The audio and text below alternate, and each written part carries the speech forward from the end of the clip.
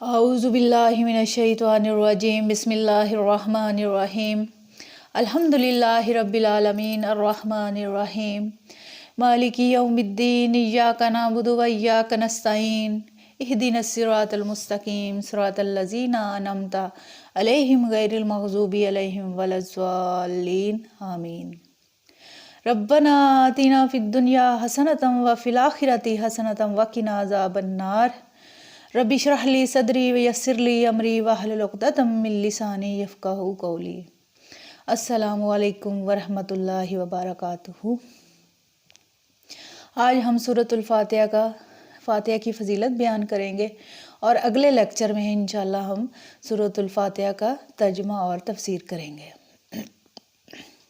دیکھیں، سورۃ الفاتحہ قرآن کریم کی وہ واحد سورت ہے کہ جس کی فضیلت قرآن میں آئی ہے۔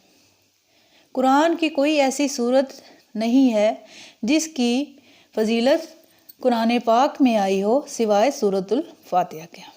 اس لیے فضیلت کے اعتبار سے قرآن کریم کی یہ سب سے افضل سورت فاتحہ ہے۔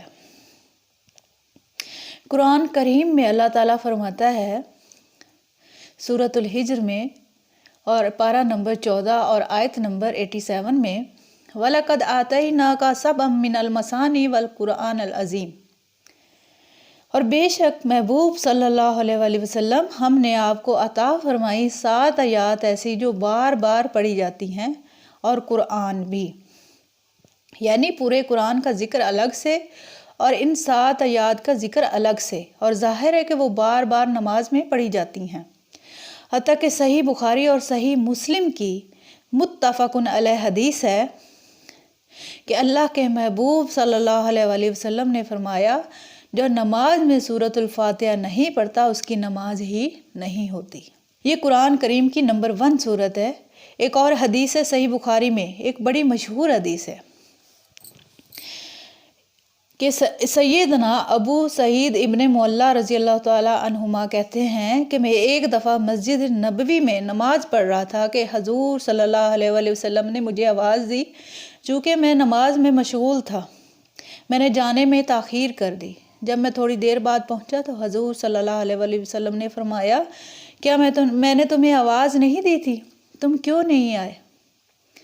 تو انہوں نے کہا کہ میں نماز پڑھ رہا تھا۔ تو آپ صلی اللہ علیہ وآلہ وسلم نے فرمایا، کیا تم نے اللہ کا حکم نہیں سنا؟ پھر آپ صلی اللہ علیہ وآلہ وسلم نے سورۃ انفال کی آیت پڑھی، استجیبوا للہ والرسول اذا دعاکم، جب اللہ اور اس کا رسول تمہیں پکارے فوراً اس کی آواز پہ لبیک کہو۔ پھر آپ صلی اللہ علیہ وآلہ وسلم نے اس صحابی کا ہاتھ اپنے ہاتھوں میں پکڑا اور پھر فرمایا کہ میں اس مسجد سے باہر نکلنے سے پہلے تمہیں قرآن کریم کی وہ سب سے عظیم سورت سکھاؤں گا۔ وہ صحابی کہتے ہیں، جب میں تھوڑی دیر بعد جب ہم مسجد سے باہر نکلنے لگے تو مسجد سے نکلتے ہوئے میں نے حضور صلی اللہ علیہ وآلہ وسلم سے کہا، یا رسول اللہ اپنا وعدہ پورا کریں۔ آپ نے مجھے کہا تھا کہ آپ مجھے قرآن کی سب سے عظمت والی سورت سکھائیں گے۔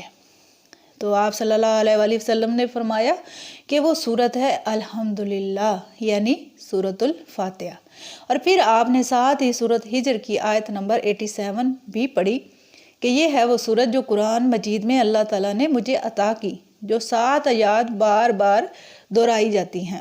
دیکھیں، مسلم میں ایک اور حدیث ہے، ابن عباس رضی اللہ تعالیٰ عنہما کہتے ہیں کہ حضور صلی اللہ علیہ وآلہ وسلم کے پاس ایک دفعہ حضرت جبرائیل علیہ السلام بیٹھے ہوئے تھے کہ اچانک ایک زوردار آواز سنائی دی۔ تو حضرت جبرائیل علیہ السلام نے آسمان کی طرف نگاہ اٹھا کر دیکھا تو فرمایا، یا رسول اللہ، آج آسمان کا ایک ایسا دروازہ کھلا ہے جو آج سے پہلے کبھی نہیں کھلا تھا، اور اس دروازے سے ایک فرشتہ زمین پر اترا ہے۔ اتنے میں وہ فرشتہ حاضر ہوا نبی صلی اللہ علیہ وآلہ وسلم کی خدمت میں۔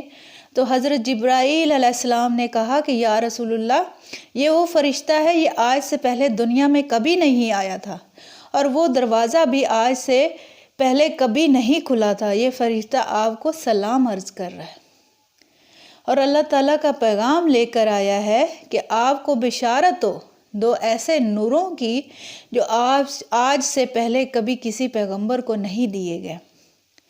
پہلی چیز سورۃ الفاتحہ ہے اور دوسری چیز سورۃ البقرہ کی آخری 2 آیات ہیں۔ تو سورۃ الفاتحہ وہ نور ہے جو کسی کو نہیں دیا گیا سوائے ہمارے نبی صلی اللہ علیہ وآلہ وسلم کے۔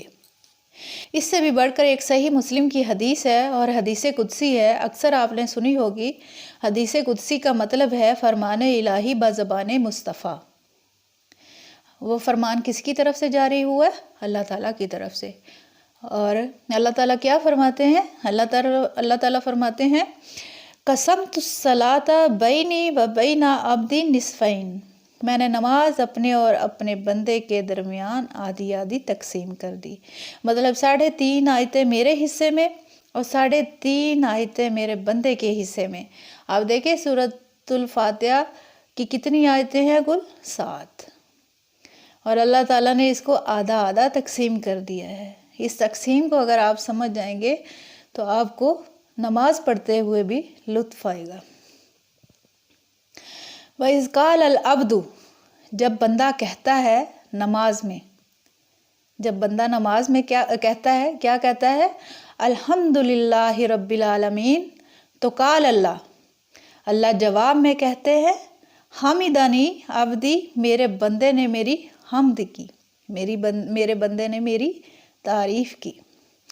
وَإِذَا قَالَ الْعَبْدُ، اور جب بندہ کہتا ہے الرحمن الرحیم، قال اللہ، تو اللہ جواباً کہتے ہیں اثنى علیہ عبدی، میرے بندے نے میری ثنا بیان کی۔ وَإِذَا قَالَ الْعَبْدُ، اور جب بندہ کہتا ہے مالک یوم الدین، تو قال اللہ، تو اللہ جواباً کہتے ہیں مجدنی عبدی، میرے بندے نے میری بزرگی بیان کی۔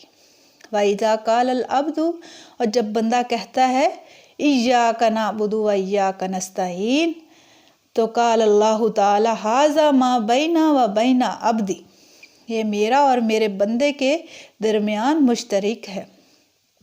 جو میرا حصہ ہے وہ میرا ہے اور جو میرے بندے نے مانگا وہ اس کے لیے ہے۔ یہ کون سا اللہ کا ہے اور کون سا بندے کا ہے؟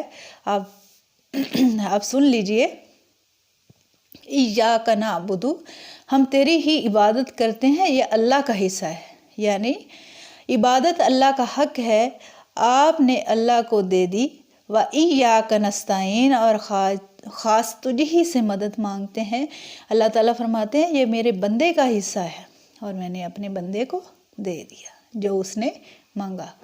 وَإِذَا قَالَ الْعَبْدُ، اور جب بندہ کہتا ہے اِهْدِنَا الصِّرَاطَ الْمُسْتَقِيمَ صِرَاطَ الَّذِينَ أَنْعَمْتَ عَلَيْهِمْ غَيْرِ الْمَغْضُوبِ عَلَيْهِمْ وَلَا الضَّالِّينَ، تو قال اللہ تعالیٰ، تو اللہ فرماتا ہے ھذا لعبدی ولعبدی ما سأل، یہ سارا کا سارا حصہ میرے بندے کا ہے اور میں نے اپنے بندے کو دیا جو اس نے مانگا۔ اب یہ کوئی بندہ نماز پڑھتے ہوئے سمجھے گا تو ہی تصور کرے گا نا۔ اللہ تعالیٰ اس سورۃ فاتحہ کا اصل جو مفہوم ہے وہ بھی ہمارے ذہنوں پر، ہمارے شعور کی سطح پر اجاگر کیے رکھے، ہمیں توفیق دے کہ جب بھی ہم پڑھیں اور جب بھی سنیں وہ کیفیت ہو جائے کیا ہی بات ہے کہ روح انسانی واقعتاً اللہ کے یہ جواب سنے۔ اللہ تعالیٰ سے دعا ہے اللہ پاک سب کو اس پر عمل کرنے کی توفیق عطا فرمائے، آمین۔ انشاءاللہ اگلے لیکچر میں ہم سورۃ الفاتحہ کا ترجمہ اور تفسیر کریں گے۔ فی الحال کے لیے اجازت دیجیے گا، اللہ نگہبان۔